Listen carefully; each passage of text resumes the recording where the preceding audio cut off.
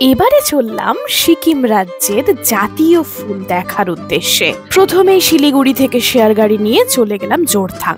সেখানে দুধারের দারুণ মেঘ বৃষ্টির খেলা দেখতে দেখতে হিলে নামক একটা ছোট্ট পাহাড়ি গ্রামে। সেখান থেকেই পরের দিন সকালবেলা শুরু করলাম যাত্রা।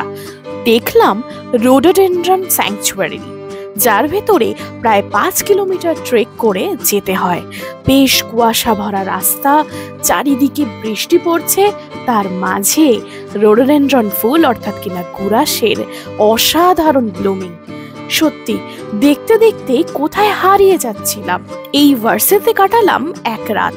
দুর্যোগের কারণে এখানে 2 দিন ধরে কোনো ইলেকট্রিসিটি ছিল না, তাই রীতিমতো মোমবাতির আলোয় এখানে কাটালাম একটি রাত।